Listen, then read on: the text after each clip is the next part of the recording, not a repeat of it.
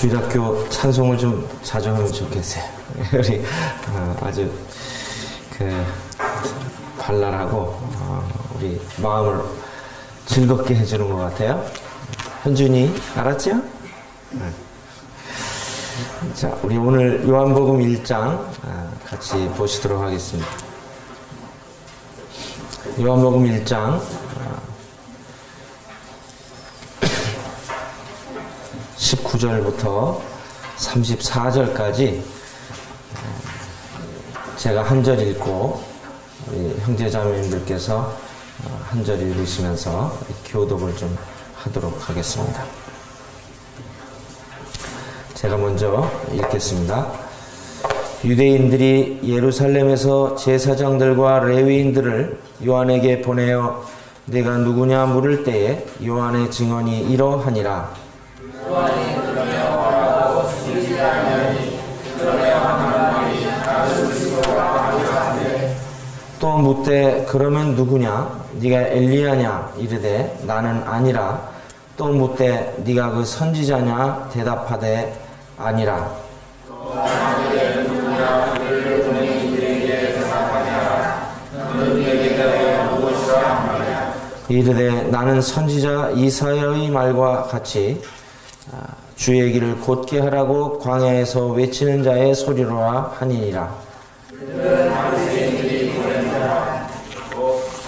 또 물어 가로되 네가 만일 그리스도도 아니요 엘리야도 아니요 그 선지자도 아닐진데 어찌하여 세례를 베푸느냐.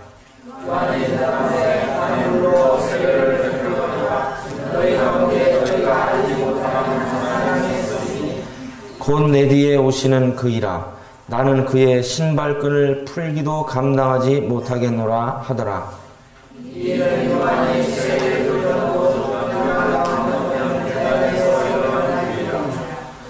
이튿날 요한이 예수께서 자기에게 나오심을 보고 이르되 보라 세상 죄를 지고 가는 하나님의 어린 양이로다.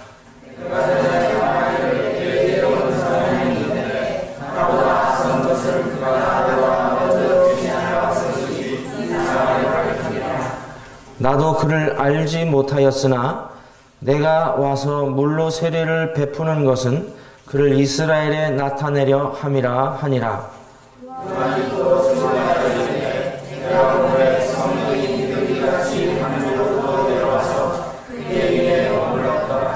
나도 그를 알지 못하였으나 나를 보내어 물로 세례를 베풀라 하신 그이가 나에게 말씀하시되 성령이 내려서 누구 위에든지 머무는 것을 보거든 그가 곧 성령으로 세례를 베푸는 이인 줄 알라 하셨기에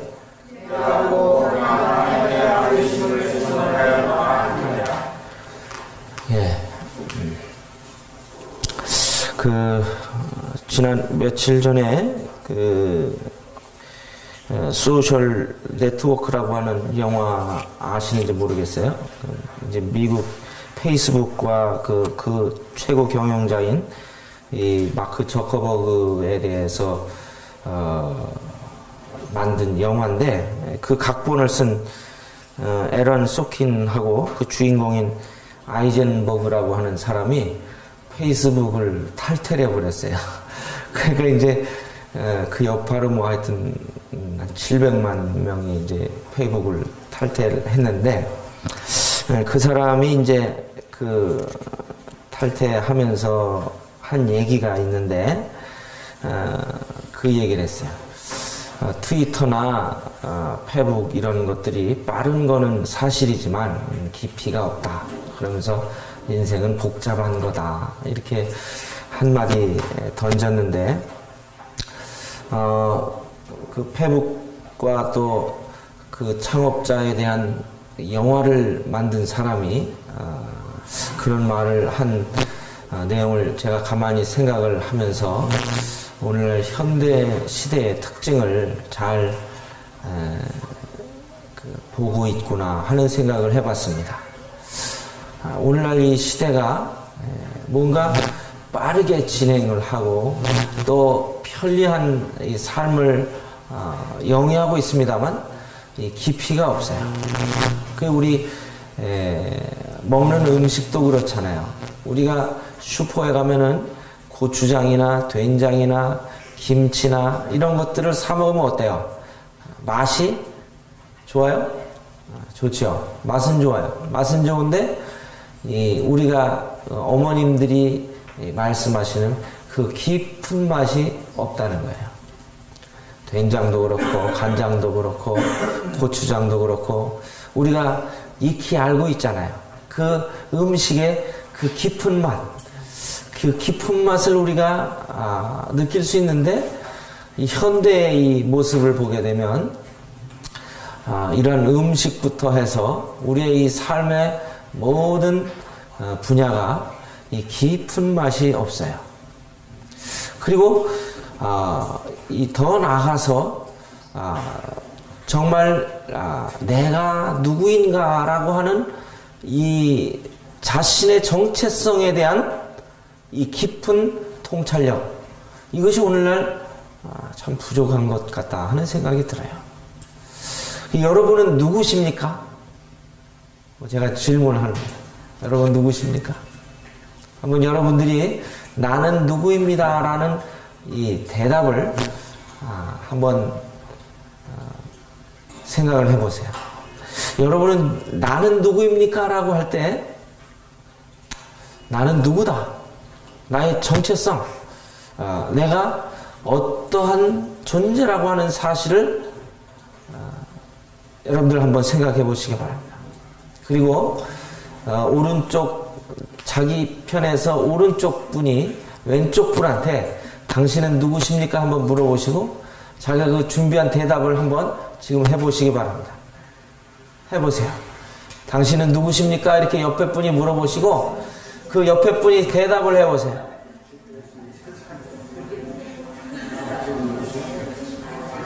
그 옆에 반대로 한번 물어보세요. 반대로. 이 대답을 하셨으면 또 옆에 분이 당신은 누구십니까? 한번 물어보세요. 그리고 대답을 해보세요.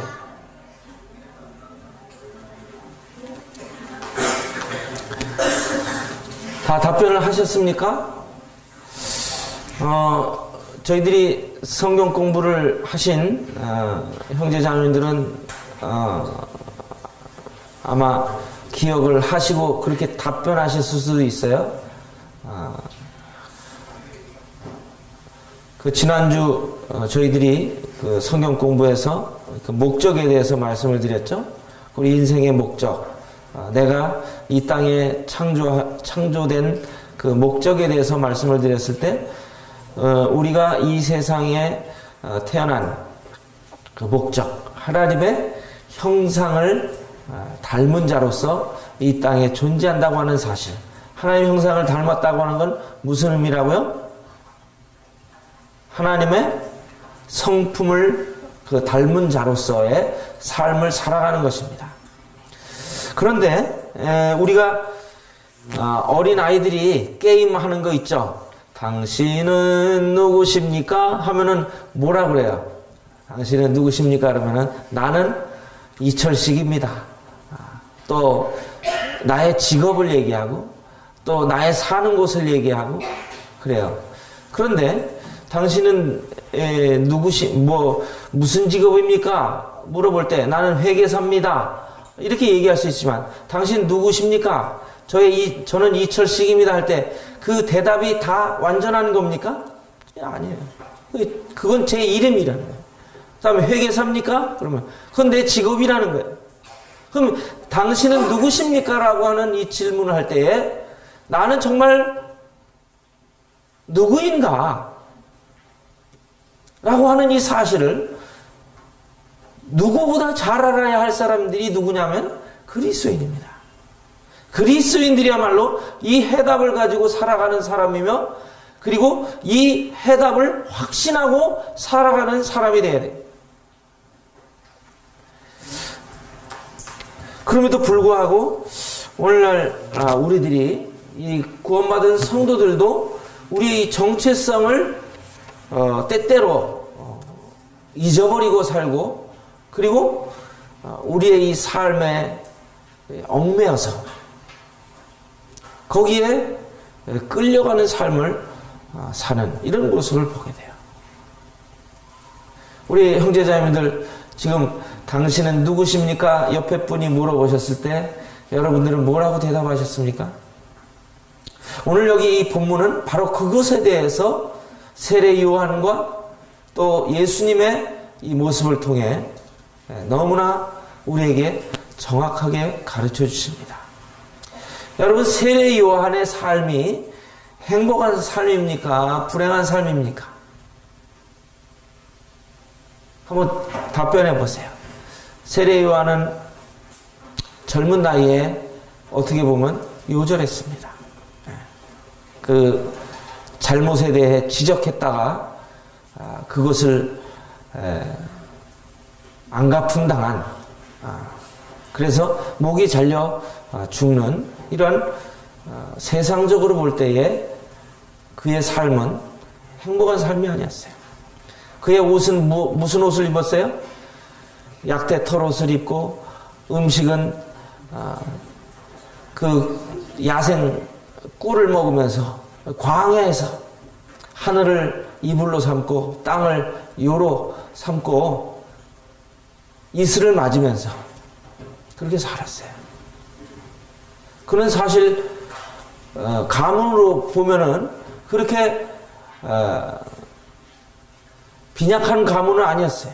오히려 제사장 가문이었고 그 아버지는 그 제사장으로서 그 임무를 수행하던 분이었어요. 그리고 그는 노년에 얻은 아들로서 아마 온 귀염을 독차지하면서 사랑받으면서 살았을 것입니다. 그러나 그가 자기에 대한 인식과 자기 정체성에 대한 이 질문을 하는 이 나이가 되면서 그는 더 이상 그 부모님 밑에서 안주하는 삶을 살지 아니하고 이 광야로 갔다고 하는 사실입니다. 우리 청년들, 우리 학생들 여기 있습니다만 우리 청년들이 왜 공부해야 되는가? 요새는 그거 생각할 겨를도 없어요. 그거 생각하면 어때요? 엄마가 와가지고 야, 그거 생각할 시간에 영어 단어 하나하나 더 암기해 하고서 말씀을 하시는 통에 그냥 휩쓸려 가요. 그러면은 졸업하고 나면은 그 대학교 다닐 때 뭔가 그 인생에 대해서 나의 이 삶에 대해서 생각할 겨를이 있습니까? 또 그때는 또 친구들하고 막 희희낙낙하고 MT 가고 또 여러 군데 놀러 다니고 이러느라고 또 정신 없잖아요? 그러면은 대학교 생활 끝나면 어때요? 또 이제 요새는 학생들이 4학년 되면 어때요? 이제 직장 잡느라고 정신 없죠. 또 직장 잡으면 또 직장 생활에 매여가지고 또 좀 있다가 또 결혼하면 이제 또 처자 먹여 살려야 되니까 또 열심히 돈 벌고 이러다 보면은 이제 할아버지 할머니 돼서 아이고 내가 뭐 때문에 살았노 이런 얘기 안 해요?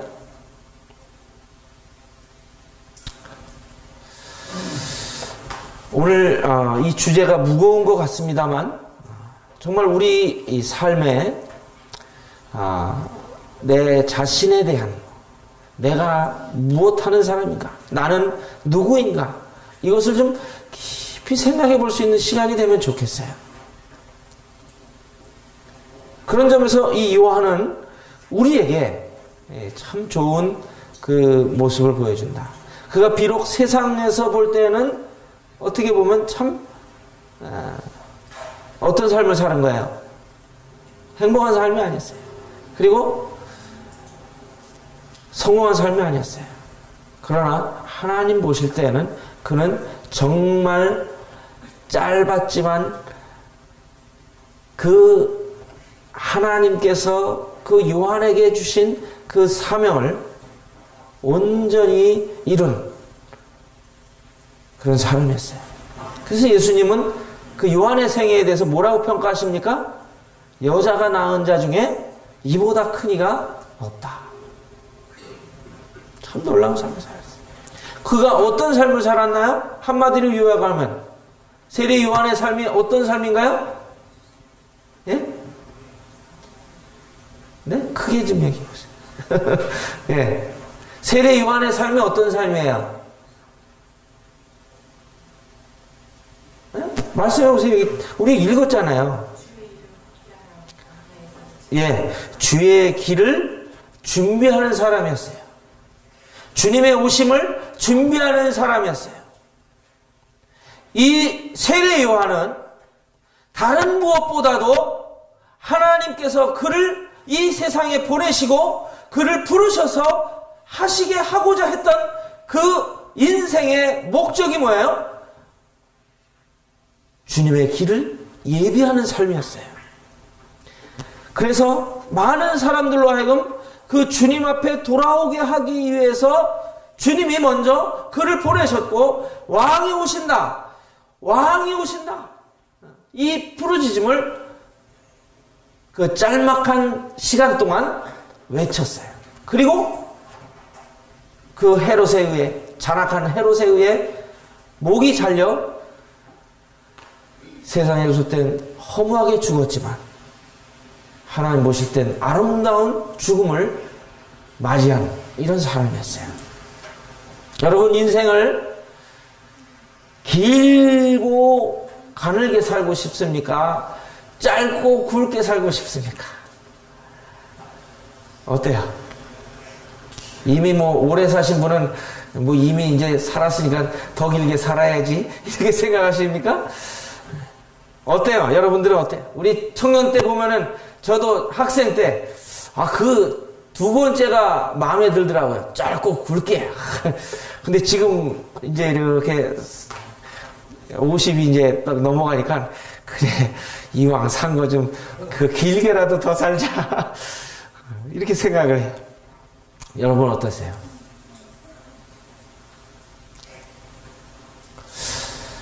이 요한은 어떻게 보면요, 짧은 생애를 살았어요.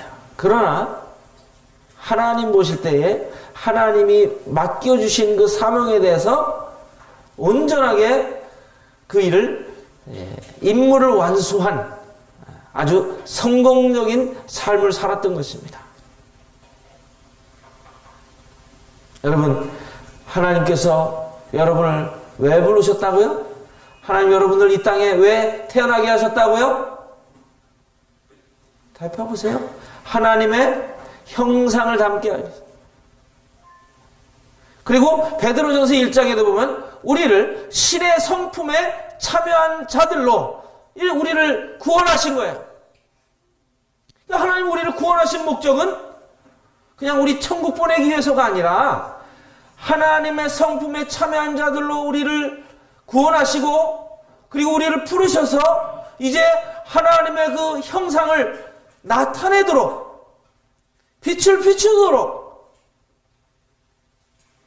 우리를 구원하신 것입니다. 그래서 우리들은 내 삶의 어떤 삶을 영위하기 위해서, 처자를 먹여 살리기 위해서, 그리고 내 삶을 좀 더 풍요롭게 하기 위해서 그 시간을 허비하고 인생을 낭비하는 삶을 사는 것이 아니라, 하나님께서 나를 구원하시고 나를 부르셔서 하나님의 성품에 참여한 자들로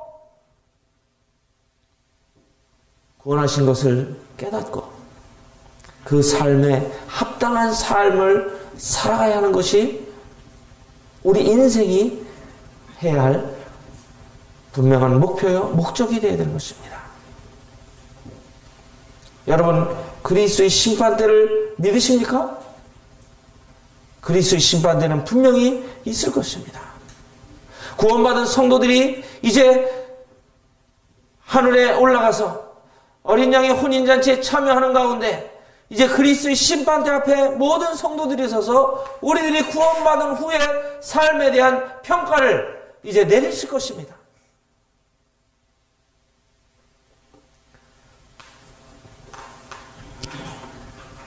이 요한은요, 이 땅에 왔을 때 제일 첫 메시지가 뭐였습니까? 성경에 기록된 대로 보면 회개하라, 천국이 가까웠느니라. 그래서 이 세례 요한의 그 사역이 짧은 기간이었지만 이 짧은 기간 동안 많은 이스라엘 백성들이 어떻게 해요? 이 세례 요한에게 와서 회개하고 자복하며 세례를 받았잖아요. 어떻게 보면 굉장한 부흥이었습니다.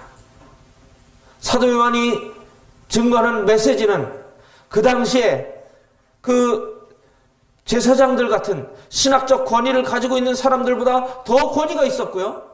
또한 그 레위인들 같이 그 성전 의식이나 예배에 관련된 이러한 사람들보다 더 경건한 삶을 살았던 모습을 볼 수 있습니다.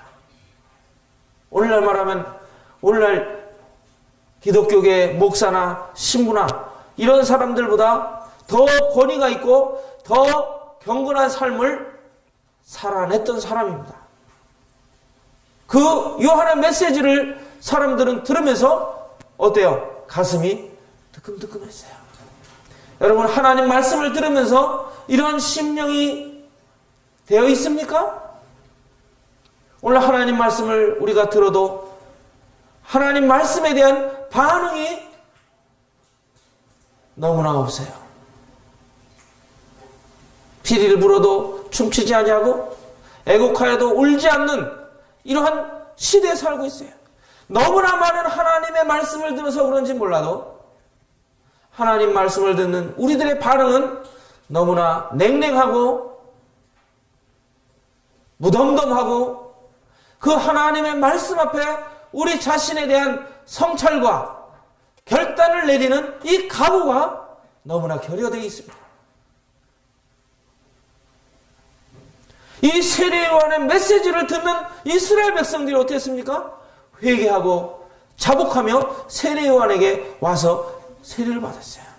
이 세례를 받는다는 것은 이제 내가 그 일원이 되겠습니다 라고 하는 이런 동의예요. 아멘으로 받아요. 우리가 구원받고 침례받지 않습니까? 침례가 우리를 구원으로 인도하는 요건은 되는 것은 아닙니다만 구원받은 후에 이 침례는 굉장히 중요한 예식입니다. 왜냐하면 구원받은 후에 내가 이제 주님과 함께 죽고 주님과 함께 살았습니다. 이제 주님의 뜻대로 살겠습니다 라고 하는 실제적인 고백이기 때문에 그런 거예요. 침례받은 후에도 여전히 내 삶의 방식을 고집하고 내 삶의 어떤 스타일을 구기지 않는 가운데 걸어간다고 하는 것은 이거는 구원받은 성도들로서의 삶이 합당한 삶이 아니라고 하는 것입니다. 침례는 그런 중요한 의미가 있는 것입니다. 내가 죽고 이제 주님이 내 안에 사셨다고 하는 이 고백인데 이것이 우리에게 없다고 하는 것은 우리 신앙의 잘못된 침례에 대한 오해라든지 또 침례의 진정한 의미를 깨닫지 못하고 있다고 하는 사실입니다. 이 요한은요, 이 하나님의 말씀을 증거할 때 정말 그 아비의 같은 심정으로 그 이스라엘 백성들을 향해서 외쳤어요. 우리 여기 잠깐 손을 놓으시고 누가복음 1장을 한번 보겠습니다. 누가복음 1장 17절입니다.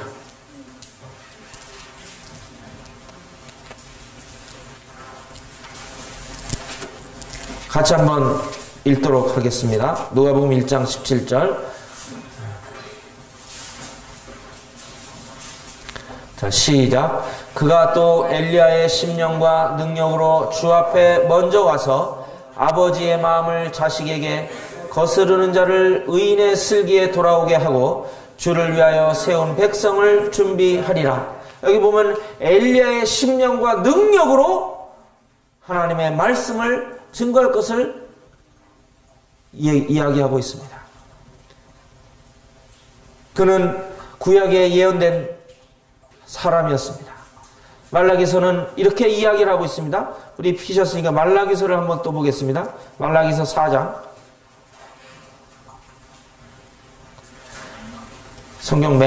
구약 성경 맨 마지막 말라기서 4장 5절입니다.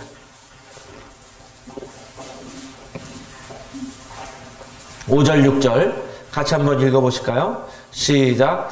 보라, 여호와의 크고 두려운 날이 이르기 전에 내가 선지자 엘리야를 너희에게 보내리니 그가 아버지의 마음을 자녀에게로 돌이키게 하고 자녀들의 마음을 그들의 아버지에게로 돌이키게 하리라. 돌이키지 아니하면 두렵건대 내가 와서 저주로 그 땅을 칠까 하노라 하시니라. 바로 하나님께서 예비하신 그 심판이 이르기 전에 이 엘리야를 통해서, 하나님이 준비하신 엘리야를 통해서 하나님의 메시지를 증거하는 그 사명을 누구에게 주셨습니까? 구약의 엘리야를 환생시켜서 말씀하시는 것이 아니라 바로 이 침례 요한을 주님이 보내시겠다고 말씀하셨어요. 그러면은 이 요한이 왜 엘리야와 비슷할까요? 어떤 분들은 그렇게 얘기를 해요. 엘리야와 요한의 비슷한 점이 있어요. 엘리야가 활동하던 시대는 이스라엘의 어떤 왕이었죠? 네? 아합 왕과 악녀 이세벨. 네, 구약의 3대 악녀 중에 하나가 이세벨인데, 그 아합과 이세벨이 활동하던 시대였어요. 근데 요한이 활동하던 시대에 그때 당시에 왕이 누구였어요? 헤롯과 그의 아내 헤로디아예요. 헤로디아는 자기 동생의 부인인데 그 동생의 부인을 탐내가지고 그 동생에게 부인을 뺏어가지고 자기 아내로 삼은 헤로드 왕이었어요. 어떻게 보면 아합과 이세벨과 흡사한 점이 있어요. 요한이 죽은 궁극적인 이유가 뭐였어요? 바로 동생의 아내를 취함이 합당치 않다 하고 요한이 담대하게 이야기하니까 헤롯이 잡아다 옥에 가뒀어요. 그러나 죽일 수 없었던 이유는 백성들이 그를 진정한 선지자로 알고 있었기 때문에 두려워서 죽이지 못하고 있었는데, 헤로디아의 딸이 그 오늘날 말하면 살사춤이 있죠. 그냥 그 막 허리를 S라인으로 휘면서 그 반나의 몸으로 춤을 추는데, 그냥 거기에 헤롯이 그냥 침을 흘리면서 거기에 헐딱 넘어간 거예요. 나중에 춤을 다 추고 나서 내가 너에게 뭘 줄까? 내 나라의 절반이라도 주겠다. 그 딸이 엄마에게 가서 나라의 절반이라도 주겠대요, 엄마. 그러니까 헤로디아가, 여자가 칼을 품으면 뭐예요? 5년에도 소리가 내. 이 요한의 그 한마디 그 말이 헤로디아의 마음 가운데 내가 기필코 죽이리라 이 마음을 가지고 있었는데, 드디어 떼놓은 거예요. 야, 가서 세례 요한의 목을 달라 해라 해가지고 요한이 죽은 거 아니에요. 또한 엘리야가 보면은 아합과 이세벨에게 고난을 많이 당하잖아요. 갈멜산에서 850인의 거짓 선지자들과 일당 850을 했지만 이겼잖아요. 그러나 이세벨이 내가 오늘 기필코 죽으리라 하는 그 말에 그냥 겁이 나서 도망가기도 하고, 참 많은 순환을 겪었는데 바로 이 요한도 그러한 이 순환을 당한 이러한 선지자였어요. 참 이러한 모습들을 보면 이 요한이 엘리야의 모습과 상당히 흡사한 모습을 보여주고 있습니다. 이 요한은 바로 예수님 오시기 전 6달 전에 태어난, 예수님보다 어떻게 보면 먼저 이 땅에 태어났지만 이 주님이 오시는 모습을 보았을 때 그가 나보다 먼저 계셨다고 이렇게 고백을 하고 있습니다. 그래서 이 세례 요한은 자기가 드러나고 자기가 영광받는 것이 목적이 아니라, 자기는 이제 아침 안개 이슬같이 쓰러지지만 이제 영광을 받으시고 드러나셔야 할 분이 주님이시라고 하는 이 한 가지 메시지를 증거하고 주님께로 갔던 것입니다. 오늘날 시대의 특징이 뭐라고 말씀드렸나요? 자기 도취, 자기 애, 자기 사랑이 아주 극도로 도달한 시대입니다. 우리 성도들이 그러한 시대에 우리 자신을 드러내는 삶을 살아야 되겠습니까? 아닙니다. 우리 삶을 통해서 누가 높임을 받으셔야 돼요? 누가 영광을 받으셔야 돼요? 주님의 영광 받으셔야 되는 거예요. 한번 저를 따라해 보세요. 멸시천대 십자가는 제가 지고 존귀 영광 모든 것에 주님께로. 싫으신가 봐. 좀 그냥 힘이 없으셔. 그 찬송 있잖아요. 존귀 영광 모든 것에 주님께. 한번 다시 해보세요. 존귀 영광 모든 것에 주님께로. 멸시천대 십자가는 제가 지고 이 삶을 살아내야 되는 것입니다. 그리스도인들이 이 삶을 살아낼 때 어때요? 영광 받는 거예요. 여러분, 지난주에 제가 말씀드렸죠. 바로 영혼에서 오신 그 예수 그리스도, 하나님의 아들 예수 그리스도, 바로 성자 하나님이셨던 그분께서 사람의 모양을 입고 가장 낮은 곳에 임하셨지만 이제 하나님께서는 그를 가장 높은 곳에 올려 하나님 보좌 우편에 앉히시지 않으셨습니까? 이것은 우리에게도 동일한 삶의 원리를 보여주고 계신 것입니다. 우리들도 멸시천대 십자가를 우리 자신이 지고 주님이 걸어가셨던 그 길을 십자가를 지고 걸어갈 때 주님이 우리를 이제 주님의 보좌 우편에 앉히실 것입니다. 믿으십니까? 여기 요한은요, 주님을 그 성령을 통해서 깨닫게 된 바로는 27절 보면 곧 내 뒤에 오시는 그이라 나는 그의 신발끈을 풀기도 감당하지 못하겠노라 하더라. 이 말이 사실입니까? 과장된 말입니까? 예? 사실입니다. 이 유대는요, 이 신발끈을 풀어주는 일을 하는 이런 사람, 이제 그 종들이 하는 거죠. 옛날에도 그렇잖아요. 옛날에도 이제 전제군주 이런 시대 때는 보면은 뭐 주인이 딱 집에 오면은 옷 다 벗겨주고 또 목욕시켜주고 또 발 닦여주고 밥 차려주고 이러잖아요. 누가 하는 일이에요? 종이 하는 일이에요.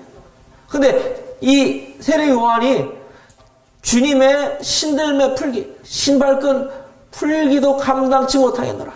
이거는 겸손을 우리가 생각할 수 있겠지만 사실이지 않아요? 이분은 누구시기 때문에? 하나님이셔요.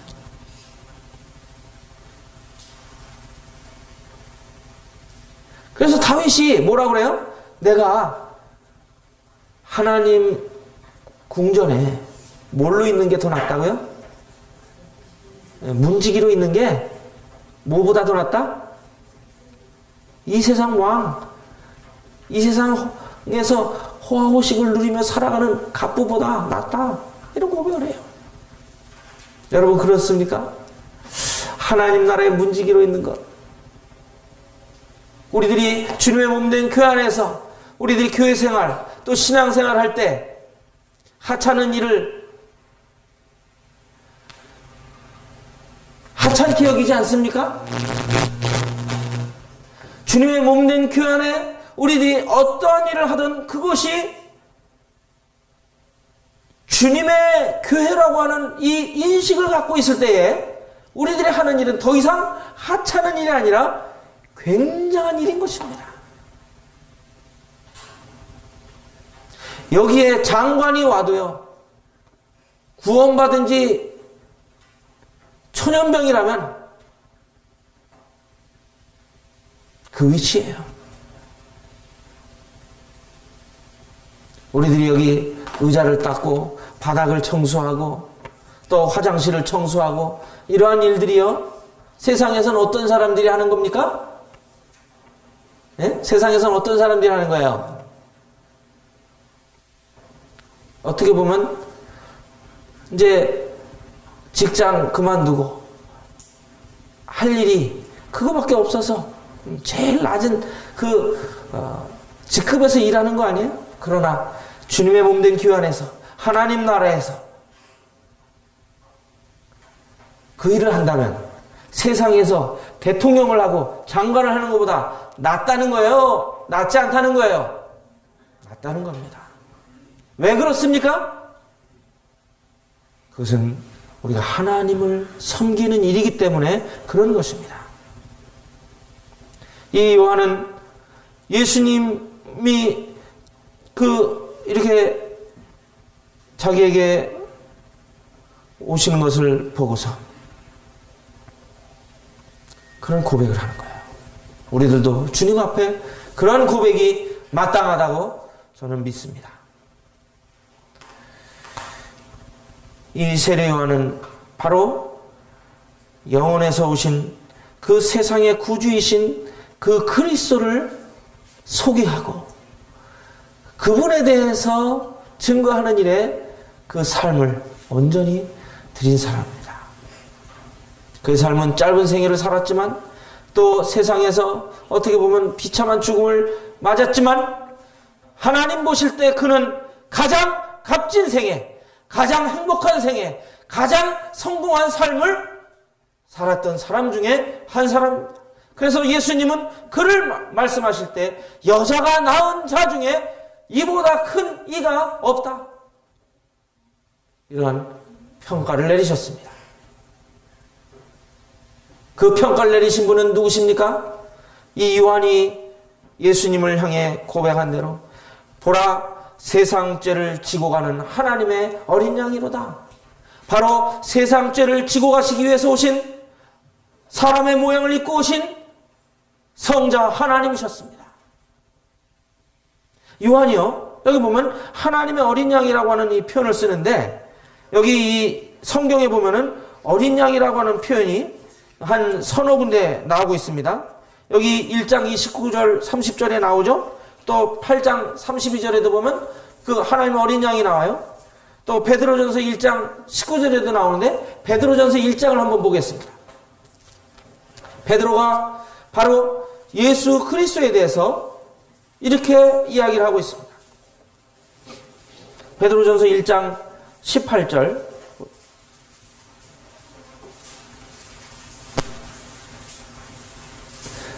18절 같이 보시겠습니다. 19절까지 읽어보겠습니다. 시작.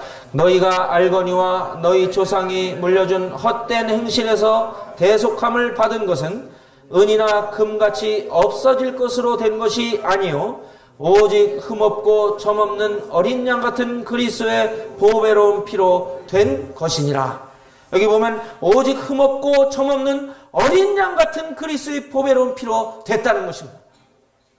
뭐가 됐어요? 우리가 그 대속함을 입은 것은, 우리가 죄에서 구원받은 것은 바로 점없고 흠없는 어린 양 같은 그리스도의 보배로운 피로 된 것이라고 이야기를 하고 있습니다. 그래서 이 사도 요한은, 침례 요한은 예수님이 자기에게 나오심을 보았을 때 보라, 세상 죄를 지고 가는 하나님의 어린 양이로다 하고 사람들에게 그분을 소개했던 것입니다.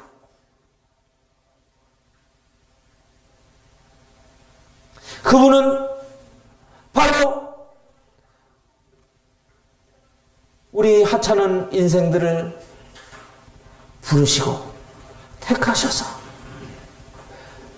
그분을 나타내기를 원하시는 그 마음을 여기 볼 수 있는 거예요.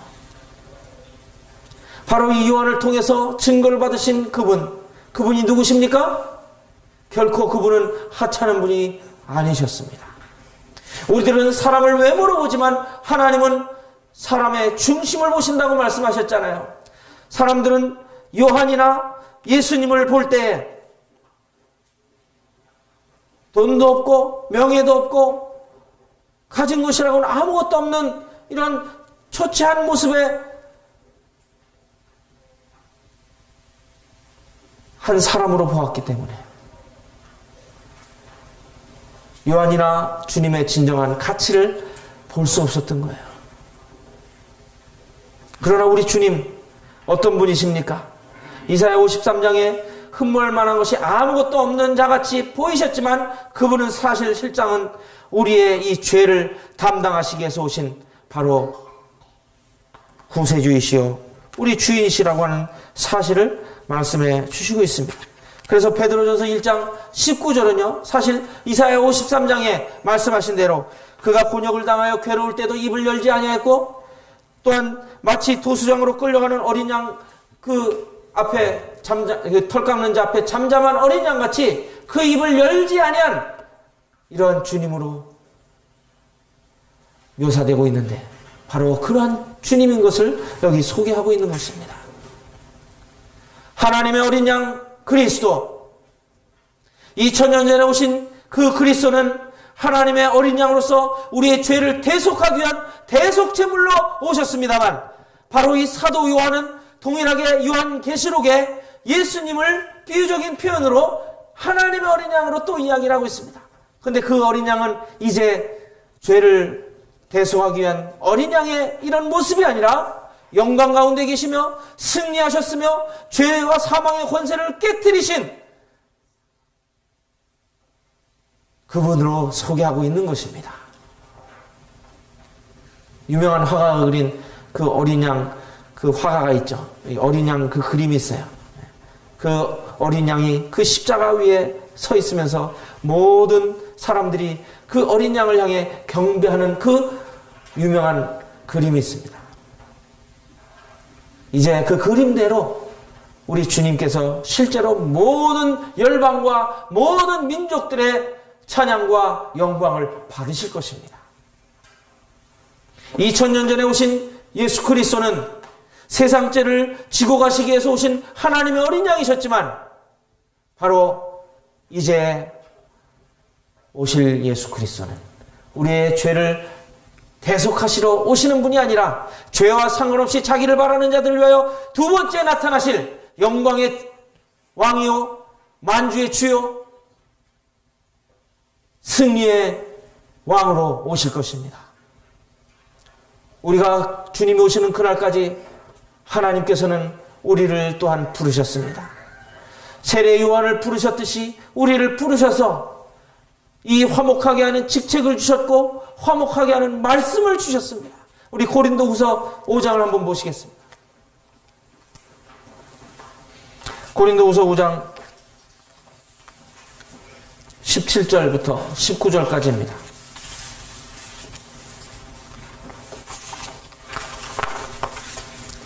같이 한번 좀 한 목소리로 읽어보도록 하겠습니다. 고린도후서 5장 17절부터 19절까지 시작. 그런즉 누구든지 그리스도 안에 있으면 새로운 피조물이라 이전 것은 지나갔으니 보라 새 것이 되었도다. 모든 것이 하나님께로서 났으며 그가 그리스도로 말미암아 우리를 자기와 화목하게 하시고 또 우리에게 화목하게 하는 직분을 주셨으니 곧 하나님께서 그리스도 안에 계시사 세상을 자기와 화목하게 하시며 그들의 죄를 그들에게 돌리지 아니하시고 화목하게 하는 말씀을 우리에게 부탁하셨느니라. 여기 두 가지 초점을 우리가 붙잡아야 되겠습니다. 첫째는 하나님께서 우리에게 화목하게 하는 직분을 맡겨주셨습니다. 우리도 원래 마음으로 하나님과 원수가 되어 하나님의 공의로운 심판을 받아야 할 자들로 운명지어진 이러한 자들이었습니다만 긍휼이 풍성하신 하나님, 자비와 긍휼이 풍성하신 그 하나님께서 독생하신 예수 그리스도를 세상의 구주로 보내주시고 바로 우리를 구원하신 이 놀라운 역사적 사건 앞에 이 사실을 깨닫고 우리들이 구원받은 것입니다. 이 구원받은 우리들을 하나님은 우리에게 또 뭘 맡기셨어요? 화목하게 하는 직분을 맡기신. 아직 하나님과 화목되지 아니한 그 영혼들을, 그리스도께로 인도해서 그들이 하나님과 화목하게 하도록 하는 직분을 우리에게 맡겨주셨습니다. 이것이 우리의 정체성이 되어야 됩니다. 당신은 누구십니까? 라고 물어볼 때 나는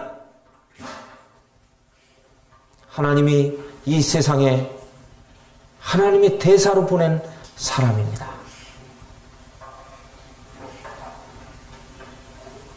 이 긍지를 가지고 계십니까? 여러분들이 회계사를 하시든 또 어떤 직장을 나가시든 사업을 하시든 공부를 하시든 주부일을 하시든 그것은 뭐예요? 주업이에요? 부업이에요? 부업입니다. 여러분들의 주업은 뭡니까? 바로 하나님의 대사로서 화목하게 하는 직분을 가진 자들이라고 하는 이 사실을 깊이 인식하는 것입니다. 하나님께서는 그것뿐만 아니잖아요. 우리에게 마음대로 말하라고 말씀하신 게 아니라 화목하게 하는 말씀을 또한 주셨습니다. 그래서 저희들이 참으로 이러한 화목하게 하는 직분과 화목하게 하는 말씀을 우리에게 부탁하신 이 주님의 이 마음을 우리들이 이해할 때 우리들은 이 세상에서 제대로 살 수 있는 것입니다. 여러분, 좋은 학교 가는 거 무슨 유익입니까? 여러분에게? 여러분들이 좋은 직장 구하는 거 무슨 소용이 있습니까? 하나님 앞에 우리가 우리를 살펴봐야 되는 것입니다.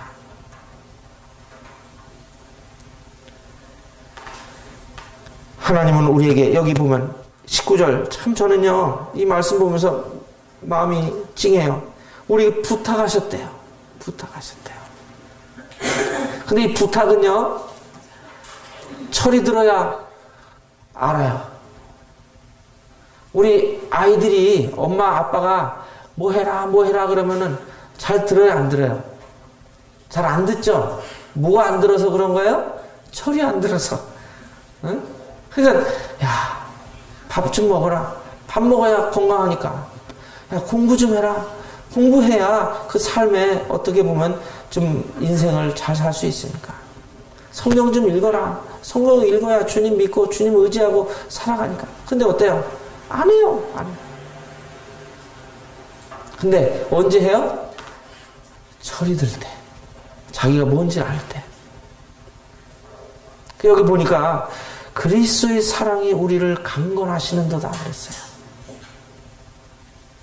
그러니까 우리 때때로 형제자매님들이 헌금 얘기하실 때 아유 일반 교회 나가는 분들보다 성도들이 헌금도 이렇게 더 안 내죠? 이러는 분들이 있어요. 참 안타깝죠. 안타까워. 근데 뭐가 안 들어서 그런 거예요? 철이 안 들어서. 철이 안 들어서.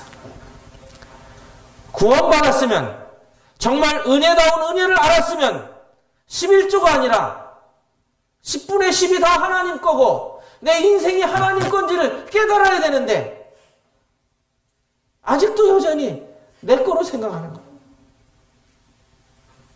10분의 1 드리기도 아까워가지고 그냥 자기 할 일 다 하고 자기 쓸 일 다 쓰고 남은 거 조금 그냥 하나님이 그런 분이 아니십니다. 우리들이 화목하게 하는 직분과 화목하게 하는 직책을 하나님이 우리에게 부탁하셨다고 하는 사실을 명심하게 되시길 바랍니다. 오늘 성도들이 너무나 복음 전하는 일에 또 내가 삶에 어떤 목적을 가지고 살아가는 일에 망각하고 살아가는 모습들을 흔히 봅니다. 더 좋은 집, 더 좋은 직장은 추구하면서 정말 주님과 복음을 위해서 먼저 그의 나라와 그의 의를 구하는 일에 대해서는 더디하는 이런 삶에서 빨리 우리들이 벗어나서 정말 이 세례요한 같이 주님을 증거하는 일에 우리의 삶을 온전히 헌신하는 복된 인생이 되시기를 바랍니다. 이것이야말로 정말 복된 삶을 살아가는 비결이라고 하는 사실을 우리 마음 가운데 두시기 바랍니다. 기도하겠습니다.